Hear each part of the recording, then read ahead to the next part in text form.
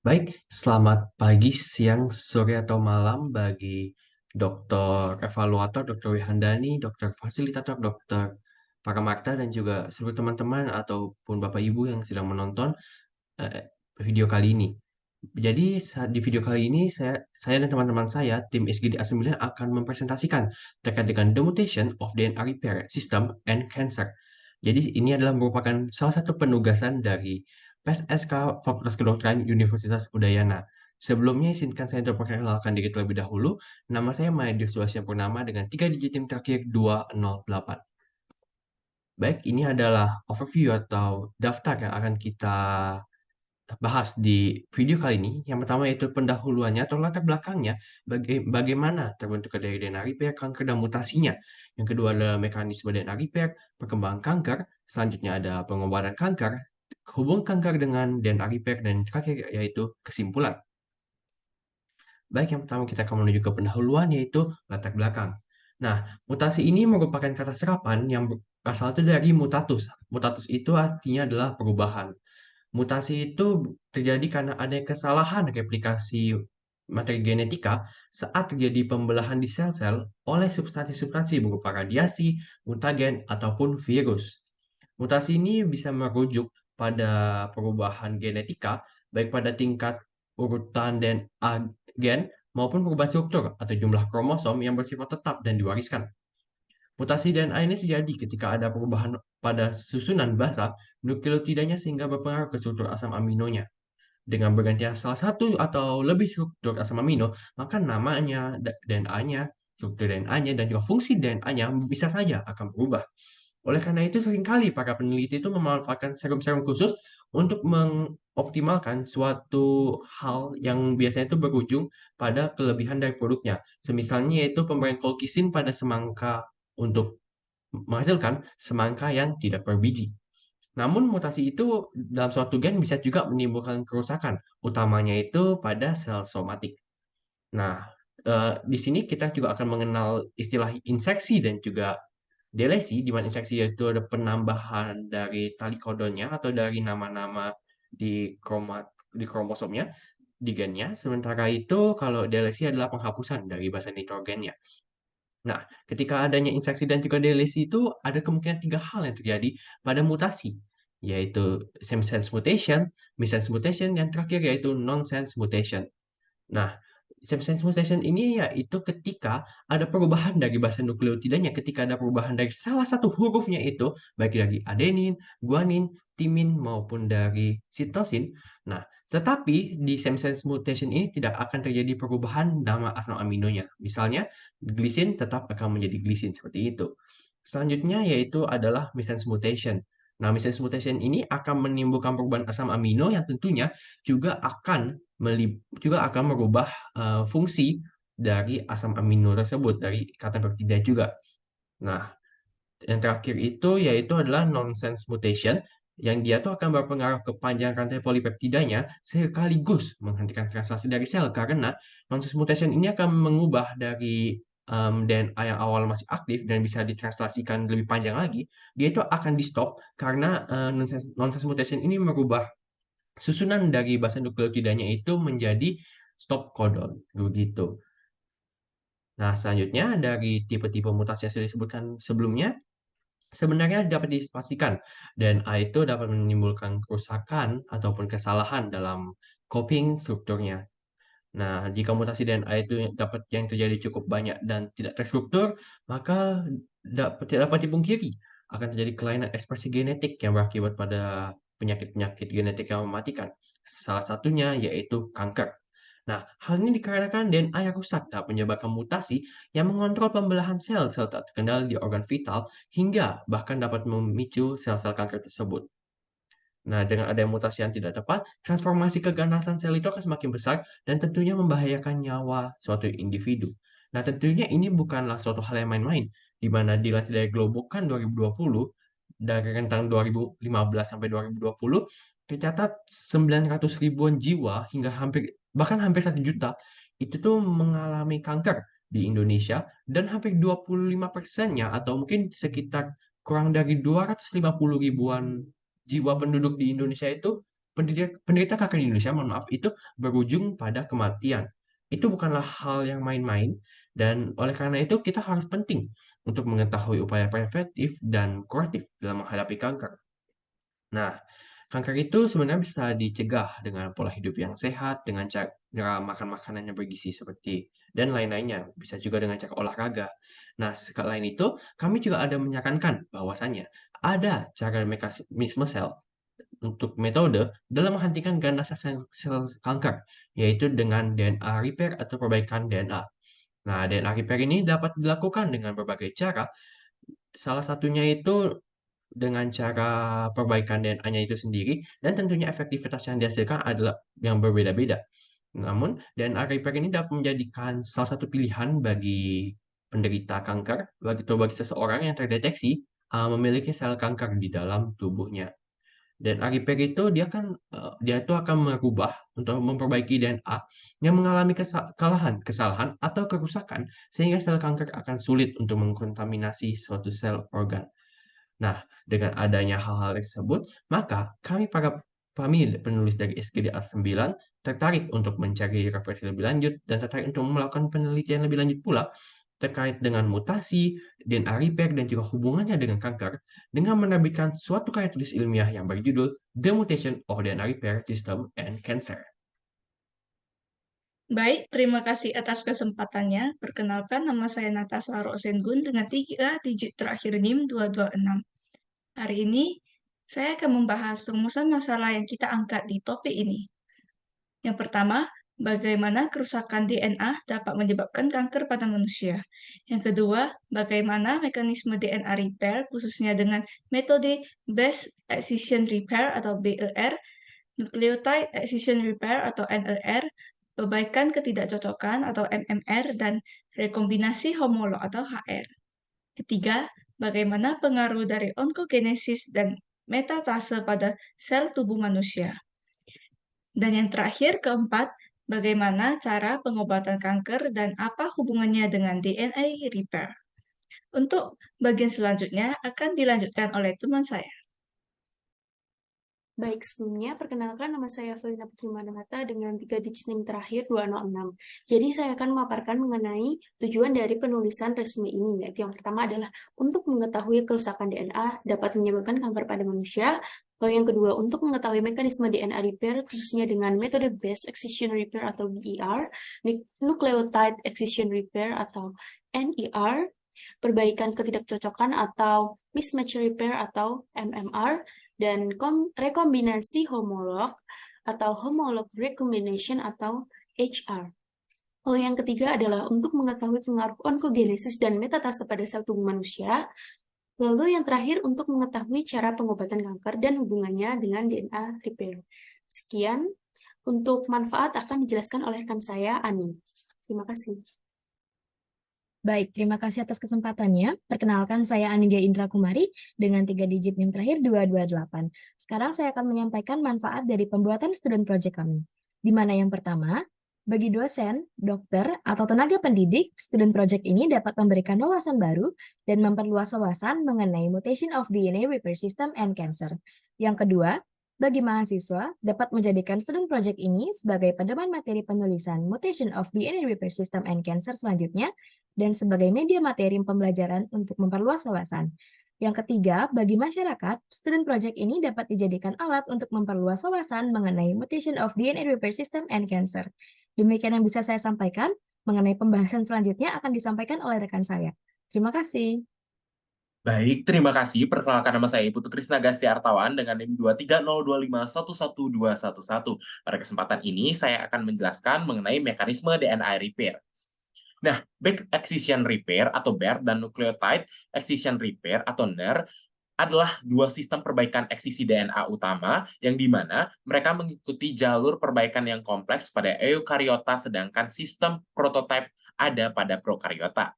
Nah, dua jalur BER dan NER ini memiliki 4 langkah, yang dimana yang pertama yaitu pengenalan DNA yang rusak, lalu yang kedua ada eksisi DNA yang rusak, lalu yang ketiga ada bagaimana sintesis DNA untuk mengisi celah nukleotida, dan yang terakhir yaitu ada bagaimana mekanisme penyegelan torehan pada DNA. Nah, yang pertama saya akan menjelaskan mengenai base excision repair atau BER. Nah, BER merupakan sebuah proses yang sangat terjaga dengan ketat dalam menangani kerusakan oksidatif yang muncul akibat respirasi, hidrolisis alami, dan reaksi alkilasi yang terjadi dalam setiap sel. Nah, dalam setiap harinya akan terjadi ribuan kali kerusakan dalam sel tersebut, melibatkan partisipasi banyak enzim untuk memotong dan menggantikan satu basa nukleotida yang mengalami kerusakan. Nah, enzim-enzim BER utamanya akan menargetkan modifikasi basa yang rusak akibat oksidasi dan hidrolisis endogen. Lalu, yang kedua yaitu nucleotide excision repair atau NER.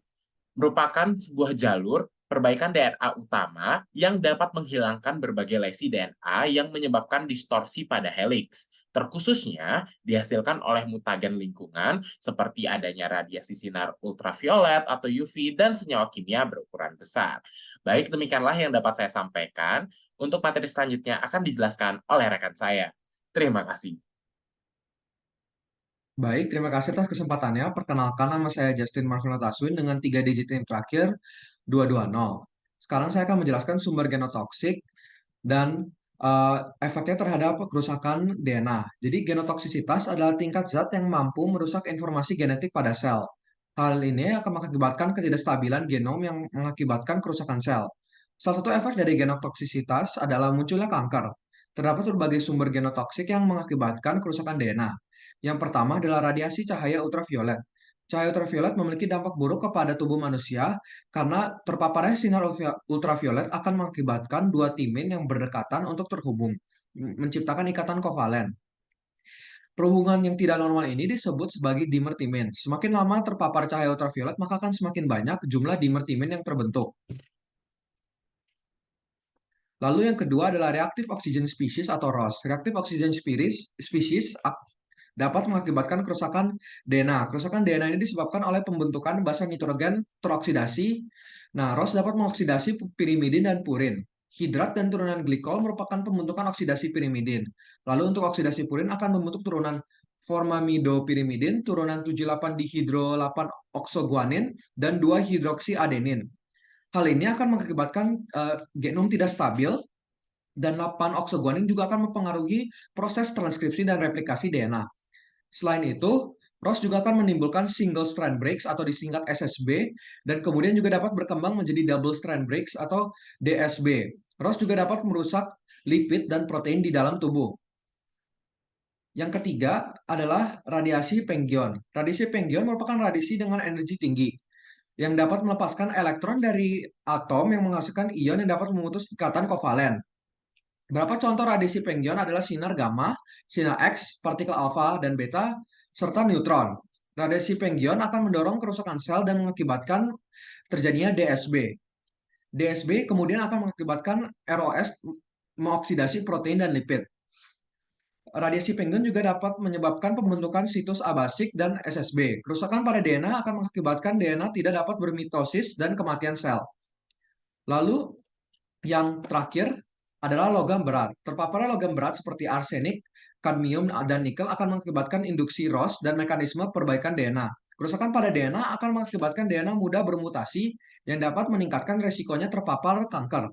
Arsenik dapat menginhibisi ADP ribosa dan polimerase 1 yang mempengaruhi cara DNA memperbaiki diri sendirinya. Lalu ada kadmium dan nikel yang juga menginhibisi nukleotida excision repair atau dapat disingkat dengan NER karena terjadi perubahan pengikatan seng pada XPA. Itu saja dari saya, terima kasih. Untuk topik selanjutnya akan dijelaskan oleh rekan saya. Baik, perkenalkan nama saya Eko Maraditya Putra Pertama dengan NIM 23025111213 akan melanjutkan penjelasan mengenai perkembangan kanker. Kanker disebabkan oleh beberapa hal, salah satunya mutasi, terutama mutasi genetik pada sel somatik. Mutasi penyebab kanker banyak disebabkan oleh pengaruh lingkungan seperti karsinogen kimia, sinar X, dan radiasi energi tinggi lainnya, serta beberapa virus. Mutasi akan menyebabkan perubahan pada susunan nukleotida DNA, maka asam amino penyusun protein yang dikodenya akan mengalami perubahan sehingga protein yang bersangkutan akan menjadi abnormal, begitu pula fungsinya akan tidak normal juga. Penjelasan mengenai mutasi dalam kanker payudara dan mutasi P53 pada kanker payudara akan dijelaskan oleh teman saya. Baik, perkenalkan nama saya Luhmadi Viviana Tresna Putri dengan 3 digit NIM terakhir yaitu 222. Saya akan melanjutkan penjelasan tentang mutasi dalam kanker payudara dan mutasi P53 pada kanker payudara. Jadi, mutasi dalam kanker payudara ini ada mutasi delesi baik pada gen BRCA1 maupun BRCA2, menyebabkan penderita memiliki risiko 4 kali untuk menderita kanker payudara kontralateral. Kemudian ada mutasi delesinisens pada gen BRCA1 meningkatkan risiko 6 kali untuk menderita kanker payudara kontralateral. Kemudian ada mutasi splice frameshift nonsense pada BRCA1 meningkatkan risiko 4,2 kali menderita kanker payudara kontralateral. Kemudian ada mutasi splice frameshift nonsense pada BRCA2 meningkatkan risiko 3,6 kali menderita kanker payudara kontralateral. Kemudian mutasi P53 pada kanker payudara. P53 ini merupakan protein yang dikode oleh gen TP53 atau P53. Fungsinya adalah sebagai induksi apoptosis, mengontrol dan menghentikan siklus sel, berperan dalam perbaikan DNA, dan menghambat angiogenesis. P53 ini dikenal sebagai salah satu contoh dari gen penekan tumor. Mutasi pada gen ini dapat menyebabkan hilangnya fungsi penekan tumor dengan mekanisme alterasi fungsi protein P53 sebagai faktor induksi apoptosis dan sebagai faktor transkripsi.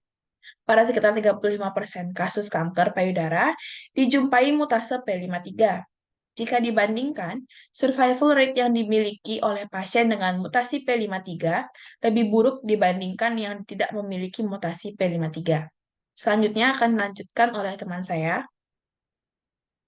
Perkenalkan, nama saya Putu Cantika Putri Maira Wiatnyana dengan NIM 2302511118. Jadi di sini saya akan menjelaskan mengenai cara pengobatan kanker. Terdapat beberapa jenis pengobatan kanker. Yang pertama ada operasi. Sebelum kanker menyebar luas dan semakin berbahaya, operasi bisa menjadi pilihan utama untuk pengobatan kanker. Yang kedua, ada terapi radiasi. Terapi radiasi menggunakan sinar energi tinggi untuk membunuh sel kanker dan dapat dilakukan sebelum atau sesudah operasi atau sebagai pengobatan utama jika operasi tidak memungkinkan. Yang ketiga ada kemoterapi. Kemoterapi dilakukan dengan cara memberikan obat-obatan khusus pada pasien yang tujuannya mencegah sel kanker menyebar luas, memperlambat pertumbuhannya, hingga membunuh sel kanker. Obat kemoterapi tersedia dalam berbagai jenis, mulai dari obat yang diminum hingga obat yang disuntikan ke pembuluh darah. Selanjutnya ada imunoterapi. Imunoterapi dilakukan dengan memberikan obat-obatan atau vaksin yang merangsang sistem kekebalan tubuh untuk melawan sel kanker. Selanjutnya ada terapi target. Terapi target ini berfungsi menghambat pertumbuhan dan penyebaran sel kanker tanpa merusak sel sehat yang berada di sekitarnya. Dan yang terakhir ada terapi hormon. Terapi ini bekerja dengan cara menghentikan produksi hormon atau menghentikan aksi hormon pada sel kanker. Sekian penjelasan saya mengenai cara pengobatan kanker. Terima kasih. Baik, perkenalkan nama saya Komang Puspita Sinca Dewi dengan 3 digit NIM terakhir 215. Di sini saya akan menjelaskan mengenai efek samping pengobatan kanker dan juga pencegahan dari kanker. Yang pertama ada efek samping pengobatan kanker. Pengobatan kanker ini dapat memicu berbagai efek samping seperti berkurangnya jumlah sel darah putih sehingga tubuh pasien rentan terkena infeksi. Selanjutnya itu pencegahan kanker. Pencegahan kanker itu dapat dilakukan dengan menghindari beberapa faktor pemicu seperti merokok, menjaga berat badan ideal, dan juga makan makanan yang sehat. Untuk hubungan kanker dan DNA repair akan dilanjutkan oleh teman saya. Baik, terima kasih. Sebelumnya perkenalkan, saya Nicholas Adriel Tanggunan dengan NIM terakhir 204. Saya akan melanjutkan mengenai penjelasan hubungan kanker dengan DNA repair. Pengobatan kanker dan DNA repair memiliki hubungan yang erat. Kerusakan pada DNA adalah salah satu penyebab terjadinya kanker. Sel kanker memiliki kerusakan pada DNA yang menyebabkan sel-sel tersebut itu tumbuh secara tidak terkendali. Pengobatan kanker dapat dilakukan dengan cara memusnahkan sel kanker. Namun, hal ini juga dapat merusak sel-sel sehat yang ada di sekitarnya.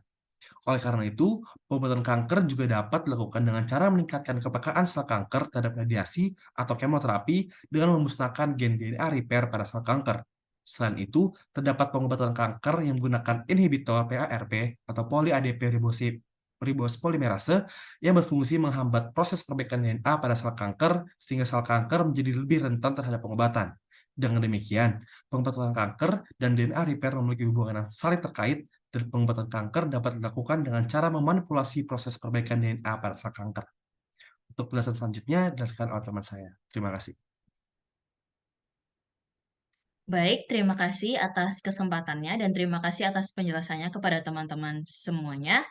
Perkenalkan, nama saya Felicitas Lintang Hardian Parasita dengan 3 digit NIM terakhir 224. Pada kesempatan kali ini, saya akan menyampaikan kesimpulan atas apa yang telah disampaikan oleh teman-teman saya sebelumnya. Jadi, mutasi dapat didefinisikan sebagai perubahan materi genetik, baik pada urutan DNA gen maupun perubahan struktur atau jumlah kromosom yang bersifat tetap dan diwariskan. Nah, mutasi ini dapat menyebabkan salah satu penyakit, yaitu kanker. Dalam mekanisme sel, terdapat sebuah cara sebagai metode dalam menghentikan ganasnya sel kanker, yakni melalui DNA repair. Singkatnya, DNA repair merupakan metode untuk memperbaiki DNA tubuh yang mengalami kesalahan atau kerusakan, sehingga sel kanker akan sulit untuk mengontaminasi sel-sel dalam suatu organ. Mekanisme DNA repair dibedakan menjadi 2 sistem perbaikan ekskresi DNA utama, yaitu base excision repair atau BER dan nucleotide excision repair atau NER. Selain itu, mekanisme DNA repair juga terdapat DNA mismatch repair atau MMR dan homologous recombination atau HR. Seperti yang saya jelaskan sebelumnya, bahwa kerusakan DNA bisa menyebabkan kanker. Kanker ditandai dengan pertumbuhan sel tidak normal secara terus-menerus dan tidak terkendali, sehingga dapat menyebabkan kerusakan jaringan sekitar serta metastasis atau berkembang sel tersebut ke tempat jauh dari asalnya. Mutasi penyebab kanker disebabkan oleh pengaruh lingkungan seperti radiasi sinar ultraviolet, reaktif oksigen spesies atau ROS, radiasi pengion, logam berat, karsinogen kimia, sinar X, dan radiasi energi tinggi lainnya, serta beberapa virus. Pengobatan kanker bisa dilakukan dengan operasi, terapi radiasi, kemoterapi, imunoterapi, terapi target, serta terapi hormon. Berkaitan dengan DNA repair, pengobatan kanker dapat dilakukan dengan cara meningkatkan kepekaan sel kanker terhadap radiasi atau kemoterapi dengan memusnahkan gen DNA repair pada sel kanker. Untuk pencegahan kanker bisa dilakukan dengan tidak merokok, menjaga berat badan ideal, dan makan makanan sehat. Demikianlah presentasi dari SGDA 9. Apabila ada kekurangan atau kesalahan, kami minta maaf dan mohon koreksi dari dokter serta teman-teman. Selamat pagi, siang, sore, dan malam untuk dokter dan teman-teman sekalian. Terima kasih.